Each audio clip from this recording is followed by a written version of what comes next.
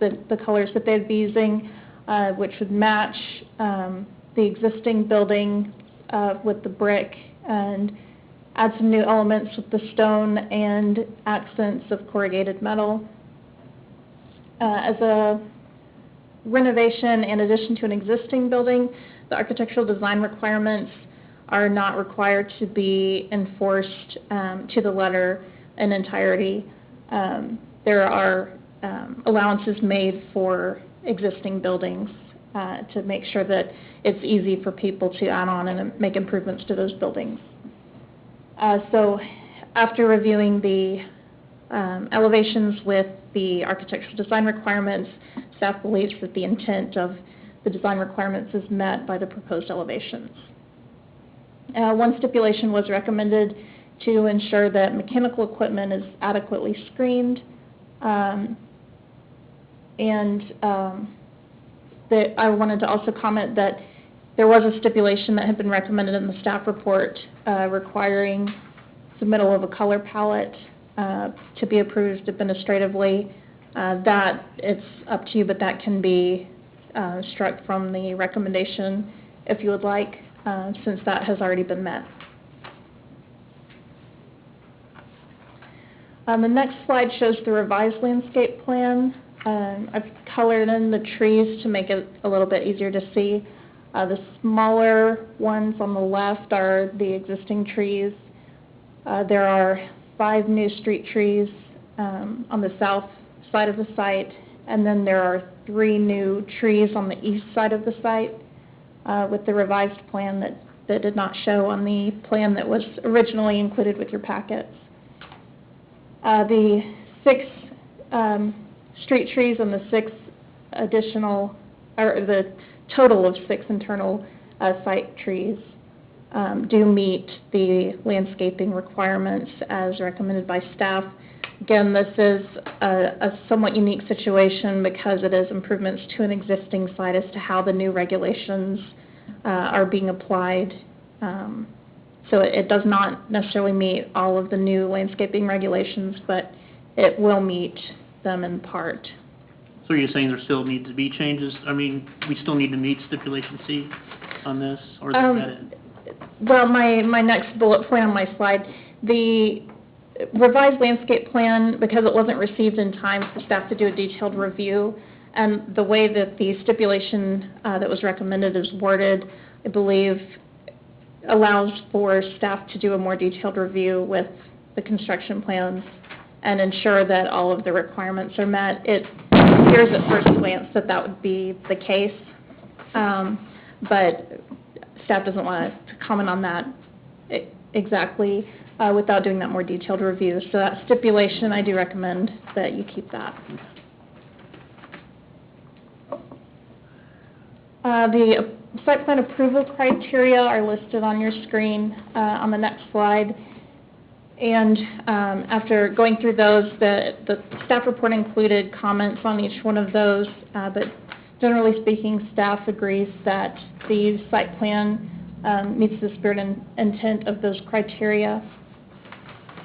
And as a result, staff recommends that the site plan be approved, subject to stipulations on the following slide, which I'm recommending as a result of the color elevations being submitted and the revised landscape plan, that stipulation E be changed from the color palette and then change that one into the signage stipulation that was inadvertently omitted.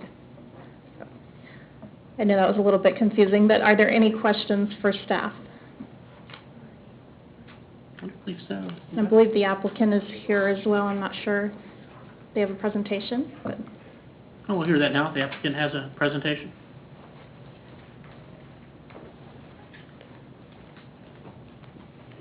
Stacy Evazich, Reprise Design. Our office is the architect of record for the project. I don't really have an official presentation. I do have an example of the paint chip, the actual paint chip, because every computer screen looks a little different, that I can give to you. We have applied for the signage permit. I know that came back with some restrictions on our signage. We're only allowed to have 2 on the building. And we've decided to omit McDonald's on the front and the Arch on the non-drive-through side, so that's already been determined. So we should be good to go there. Are there any other questions? I didn't catch your last name. Evazich. Thank you. I'm Steve Bates. I'm the franchisee who runs and operates that particular location.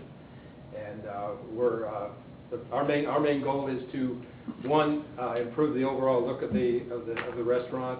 I want to expand it more because I have a lot of city folks that want to come to my restaurant, and we need more seats inside. We expanded a little bit on the color in the back. That's so we can expand our refrigerator, so we can take care of the additional increase that we're hoping that we're going to get from this major remodel. If there's any questions I can answer operationally, or if there's any questions on how the layout is, I'd be happy to, from an operational standpoint, answer any of those for you. I know there was a question in the report about the third window. Basically, the purpose of the third window is so that when the store is open 24 hours, it's a safety measure for staff. If somebody is asked to pull forward because their food is not ready so they can service another customer, the staff does not have to exit the building. They can remain in the building to serve the customer, and the door or the window does lock. So it's not a concern for customers. Yeah. Is that in the entry vestibule then? Yeah, that's in the front It's part of the vestibule. vestibule. It would be locked up, and then the window would be open, and we would present out to that window in the vestibule. So patrons coming in and out that door wouldn't be able to No, open? it would be locked during business hours. It would only, when the main dining is closed and the drive-through is open, is when that would be used. It would only be used when the dining room is closed? Yes. I see. Yeah. That makes sense now. And the area around the drive-through windows, it kind of has a rounded oval shape area. It's going to be outlined in a yellow, 8-inch yellow, 8-inch wide, new painted yellow 8-inch wide stripe. Which plan are you looking at? I'm looking at. You're just looking at the stripe all along the side of the building. I'm looking at C1. No, it kind of goes around that whole drive-through area.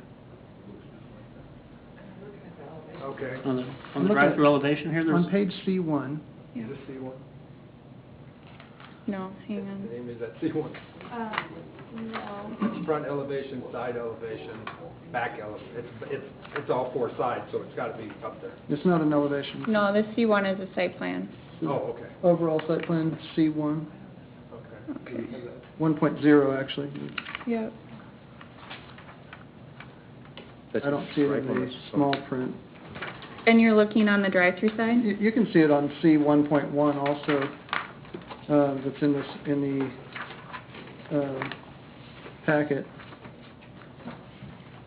And, Can I come up here and look? sure, actually, I can see on here. This right here. Okay, what we're going to do, this line, is that what you're talking about? Yeah. One of the problems we have is we have some water elevation going that run into the building. Mhm. They're going to rework that so it flows away from the building. On the screen, it's the shaded area here Right here. to the west side of the building. oh, okay. We have some the way it's Mhm. designed for some reason 20 years ago. The water tends to flow this way. We're going to take this out and elevate it so the water will flow down Mhm. and go its natural course. And the new painted yellow 8-inch wide stripe that points to that, That's just a thank you. is that just the line That's just the under line. thank you? Yeah. Okay, so that's not outlining this No, area here. no. That's going to be. Okay. That's So asphalt. that's going to be normal asphalt, just like the rest of the... Right. And Okay. We'll probably have to rework some of this concrete in here. I wasn't sure if that was to protect and let the pedestrians know that the cars might pull out from those. No. And no, so- There is a yellow line right here, Okay. and then we have the crosswalk. I think we have a crosswalk that went over here too as well. And so cars won't be pulling out from the I hope drive-through not. windows to go around another car that's They in... shouldn't. Right now, we have two parking spots way up front that are redesignated for parked cars.